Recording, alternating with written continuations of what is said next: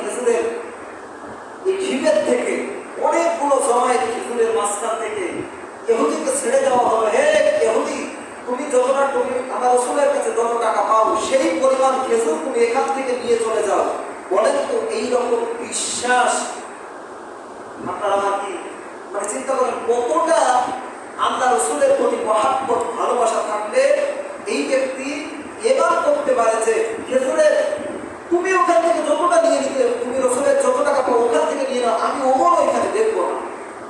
তার মানে এখানে বিশ্বাসটা আসলে ওই ইহুদির উপরে না, মূলত বিশ্বাস হলো যদি আল্লাহ রাসূলের কাছে যত টাকা পাইছে এই পরিমাণ খেজুর নিতেছে, তার যে সম্পদগুলো নিবে খেজুরগুলো নিবে, যদি আমার মনে একটু কষ্ট লেগে যায় তাহলে আল্লাহ পাক রব্বুল আলামিনের কাছে মুখ দেখাইতে পারবো না। এজন্য আমি ওমর এখানে থাকলামই না, যত খেজুর নেওয়া আপনি তোমরা নিয়ে নেন। আমার প্রিয় মুসলিম গ্রাম বাবাজি ভাইয়েরা, হযরত ওমর কিছুক্ষণ পরে ওখানে চলে আসলো। আসার পরে ডাক দিয়ে বলতেছেন, হে ইহুদি, আপনি কি খেজুরগুলো নিয়ে নিয়েছেন? বললেন, হ্যাঁ নিয়ে নিয়েছি। এবার হযরত ওমর নিজে হাতে কইরা আর এক বস্তা খেজুর তাকে দিয়ে দিল। হযরত ওমর এই খেজুরগুলো দেওয়ার পরে ইহুদি ডাক দিয়ে বলে, রে ওমর, এই খেজুরগুলো আপনি আমারে কেন আবার দিলেন? বলল, এ ইহুদি, আল্লাহ রব্বুল আলামিন এইভাবে করে আপনি যে কতটুকু খেজুর নিয়েছেন আমি তো এতটুকু জানি না। আল্লাহ পাক রব্বুল আলামিনের সামনে থেকে তো আমাকে যেন না কাঠগোলায় দাঁড়ানো লাগে, এই জন্য আপনি নেওয়ার পরেও আমি আরো কিছু বাড়তি দিয়ে দিলাম। যদি আপনি একটু কম নিয়ে থাকেন, এই এক বস্তা খেজুরের কারণে আপনার ওই কমটাও শুরু হয়ে যাবে। এবার ওই ইহুদি ডাক দিয়ে বলতেছে, ওমর, তোমার এই খেজুর আমি নিব না। বললো, ইহুদি, কেন নিব না? বললো, এই খেজুরগুলো আমি নিব না, কারণ হলো আমি নবী মুহাম্মদ সাল্লাল্লাহু আলাইহি ওয়াসাল্লামের কাছে 1 বছর আগে টাকা দিয়েছিলাম যত পরিমাণ, আমি পরীক্ষা করতে চেয়েছিলাম যে আল্লাহর নবী ফেরত দিতে পারে কিনা, এবং তোমরা রাসূলের সাহাবীরা রাসূলকে কেমন ভালোবাসো, ঠিক সেই রকম একটা পরিবেশে আমি আজকে আইসাটা ওই যে খেজুর টাকাগুলো চাইছিলাম যে দেখবো আমি নবী মুহাম্মদের উম্মতেরা সাহাবীরা তাকে কতটা ভালোবাসে। তো ওমর, আমি এটা পরীক্ষা করার জন্য এসেছিলাম। আসলে আমি সাধারণ কোনো মানুষ না, আমার নাম হলো আবু যর, আমি হলো একজন ইহুদি পাদ্রী। আমি নবী মুহাম্মদ সত্য নবী কিনা এটা প্রমাণ করার জন্য আজকের এই পরীক্ষাটা তোমাদের উপর চালালাম। তো আজকে তুমি পাস করে গেলাম, চলো আমি নবী মুহাম্মদ সাল্লাল্লাহু আলাইহি ওয়াসাল্লামের কাছে যে কালেমা পড়ে মুসলমান হয়ে যাই। এটা আমি বুঝাতে চেয়েছি আল্লাহ রাসূলের আদর্শ থেকে তারা এই আদর্শ ফলো করেছে। আল্লাহ রাসূলের শেখানো ইসলামটাকে ফলো করে, ইসলামটাকে তারা ফলো করেছে, এ কারণে তারা সোনার মানুষ হয়েছে। আমার প্রিয় ভাইরা, এই ঘটনা থেকে আমি আপনাদেরকে আমাদের নিজের শিক্ষা নেওয়ার দরকার আছে না নেই? আমাদের যে আদর্শ, এই আদর্শে আরেকজন মানুষ হেদায়েতপূর্ণ হবে এটা তো আমার বিশ্বাস হয় না। আমাদের কেমন আদর্শ?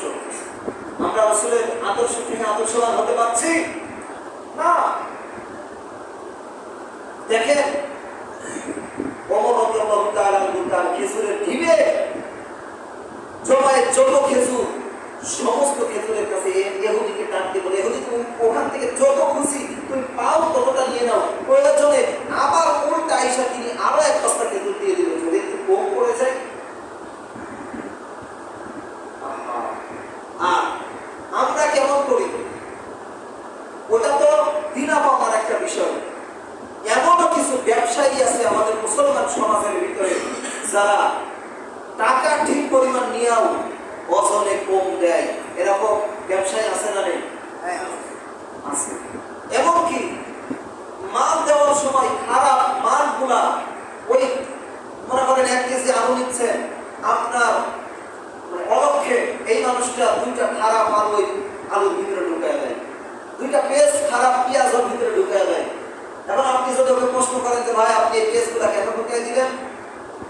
ভাইজান কেন দিব না? কারণ আমরা বস্তা বস্তা আনি, সেখান থেকে যে একটা পচে গেলে সেটা তো আমরা ওই মালিকের কাছে ফেরত দিতে পারি নাই। ভাইজান এটা তাকওয়া না, এটা তাকওয়া না, এটা রাসূলের আদর্শ না। আমার প্রিয় ভাইরা, আল্লাহ রাসূলের আদর্শ যদি আপনি আমি প্রত্যেকটা জায়গায় দেখেন, স্বামী স্ত্রীর যে বিষয় সেখানে দেখেন, আল্লাহ রাসূল সাল্লাল্লাহু আলাইহি ওয়াসাল্লাম যুদ্ধ থেকে এসেছে, আসার পরে আয়েশা রাদিয়াল্লাহু তাআলা আনহা তিনি আল্লাহ রাসূল আসার পরে দেখলেন যে তিনি কষ্ট করে এইভাবে করে তরকারি করতেছে এবং রুটি বেলতেছে। আল্লাহ রাসূল বললেন, হে আয়েশা, তুমি একটু করো, আমি একটু করি, আমি রুটিগুলো বেলে দেই, তুমি সেঁকো, অথবা আমি সেঁকে দেই, তুমি বেলে দাও। এইভাবে করে হযরত আয়েশা রাদিয়াল্লাহু তাআলা আনহা তিনি ঘুমায়া পড়ছেন আস্তে আস্তে, অথবা দেখছেন কোন একটা বর্ণনা আসছে যে আয়েশা রাদিয়াল্লাহু তাআলা আনহা এইভাবে করে রুটি তরকারি করতে করতে তিনি ওই পাশেই থুইয়া উনি ঘুমায়া পড়ছেন। আল্লাহ রাসূল আয়েশার সমস্ত কাজ বাজগুলো কইরা এবার আয়েশাকে ডাকতেছে, হে আয়েশা, এবার আপনি রুটিটা দেখতেছে, রুটিও বেলা শেষ করি, তরকারিগুলো কাটা রান্না বাড়া শেষ। আয়েশা রাদিয়াল্লাহু তাআলা বলছেন, আপনার মতো আদর্শবান স্বামী এই পৃথিবীর জমিনে আর কোনোদিন হইতে পারে না।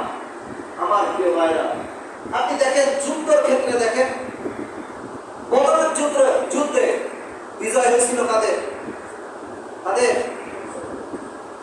তো এই বদরের যুদ্ধে অনেকগুলা সেনাবাহিনী, ইহুদি সেনাবাহিনী, তারা কিন্তু পরাজয় করেছিল। তো আল্লাহ রাসূল সাল্লাল্লাহু আলাইহি ওয়াসাল্লাম তিনি মসজিদে নববীর পাশে এইভাবে করে ওই সমস্ত কাফের বেদুইনকে, সমস্ত কাফেরদেরকে আটক করে বেঁধে রেখেছিল। আর ওই সময়ে যে দড়ি ছিল, আমরা যেমন আমার একটু সুন্দর সুন্দর এখন দড়ি পাওয়া যায়, তো ওই সময় তার দড়ি ছিল খাজুর পাতা দিয়ে মোড়া মোড়া দড়ি বানাইতো। তো ওই দড়ি দিয়া এইভাবে করে সাহাবীদেরকে, ওই সাহাবী বসে ওই সময় ইহুদি যে যোদ্ধাগুলো ছিল তাদের সবাইকে বেঁধে রেখেছে, কমপক্ষে 50 জন ইহুদিকে। তো এই ইহুদির ভিতর থেকে হঠাৎ করে আল্লাহ রাসূল শুনতে পাইল যে গুনগুন গুনগুন করে কান্নার আওয়াজ আসতেছে। আল্লাহ রাসূল তিনি তার খাদেমকে ডাক দিয়ে বলল, কে কান্দে দেখে এসো। যাওয়ার পরে তার একজন সাহাবী, তার চাচা হয় সম্পর্কে আব্বাস, তিনি তখন মুসলমান হন নাই। তো আল্লাহ রাসূলের কিন্তু চাচা দুইটা ছিল, একটা আব্বাস রাদিয়াল্লাহু তাআলা আনহু, আর একটা ছিল তিনি কিন্তু মুরব্বী। আর এই যে আব্বাস, তিনি পাড়া প্রতিবেশী চাচা। তো এই আব্বাস রাদিয়াল্লাহু তাআলা আনহু সেই সময় ইহুদি ছিল, তিনি কান্নাকাটি করতেছে। তো আল্লাহ রাসূল সাল্লাল্লাহু আলাইহি ওয়াসাল্লাম ওই তার খাদেম আসার পরে বলছে, ইয়া রাসূলুল্লাহ, আপনার চাচা আব্বাস তিনি কান্না করতেছে। তো আল্লাহ রাসূল সাল্লাল্লাহু আলাইহি ওয়াসাল্লাম বলবো কিছুই বলবো না, তিনার একটু মুখটা মলিন হয়ে গেল। তো এই খাদেম যায়া ওই সাহাবী আব্বাস ওনার হিরোটা একটু সল করে দিল। যাওয়ার পরে কান্নাটা বন্ধ হয়ে গেল, আল্লাহ রাসূলের কান্নাটা আর শুনতে পাইল না। এবার খাদেমকে জিজ্ঞাসা করতেছে, এ খাদেম, এই কান্নাটা আর শুনতেছি না কেন? বলতেছে, ইয়া রাসূলুল্লাহ, আপনার চাচা আব্বাস তিনি কষ্ট পাইতেছিল, তাই আপনার মুখের দিকে তাকায় আমি একটু মনে মনে ভাব দেখতেছিলাম, এজন্য আমি যায়া তার হাতের যে বাঁধনটা, তার কোমরের যে বাঁধনটা, ওটা একটু সল করে দিয়েছি। আল্লাহ রাসূলের চেহারাটা আগে লাল হয়ে গেল। এই খাদেম, তুমি একজনের কান্না দেখে এটা করতে পারো না, আমি রাসূল হলো রাহমাতাল লিল আলামিন, তুমি সবার বাঁধনকে সল করে দিয়ে দাও। এটা রাসূলের আদর্শ, এটা রাসূলের চরিত্র। আমার প্রিয় হাজিরিন, আমার প্রিয় মুসলিমরা, বাবাজি ভাইয়েরা, আল্লাহ রাসূলের আদর্শ যদি আপনি আমি ফলো করতে পারি সব দিক দিয়া, শুধু আল্লাহ রাসূলের তিনি যে রাহমাতাল লিল আলামিন সেটা কিন্তু নয়। আমার ভাইরা একটু খেয়াল করেন, আল্লাহ যেমন গফুর ও গফফার, রহমানুর রহিম, কিয়ামতের ময়দানে তার একটা নাম হবে কহ্হার। কি নাম হবে? কহ্হার। তা আল্লাহ রাসূল যে রাহমাতাল লিল আলামিন, তামাম আলমের জন্য যে রাহমাতুল লিল আলামিন হয়ে এসেছে, তাই বলে সারাটা জীবন তিনি যে নরম তা কিন্তু নয়। তিনার কিছু কিছু ভূমিকা এমন ছিল, তিনি যুদ্ধের প্রধান সেনাপতির দায়িত্ব পর্যন্ত পালন করেছে।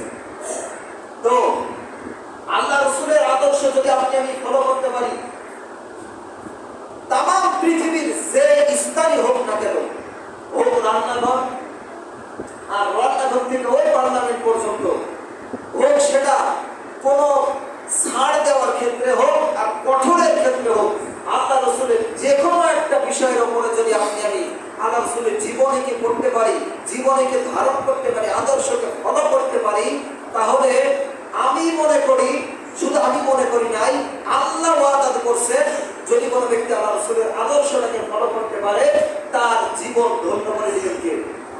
শুধু তাই নয়, আল্লাহ রাসূলের আদর্শ যদি কোনো ব্যক্তি ফলো করার সিদ্ধান্ত নেয়, সেই সময়ে তার পিছনের সমস্ত গুনাহ আল্লাহ মাফ করে দেয়।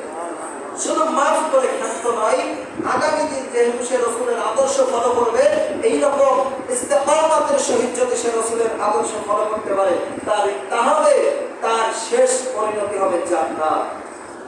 তো আসুন আল্লাহ সুবহানাহু ওয়া তাআলা যেন তার পয়গম্বর মুহাম্মদুর রাসূলুল্লাহ সাল্লাল্লাহু আলাইহি ওয়াসাল্লামের আদর্শটাকে ধারণ করে আমাদেরকে চলার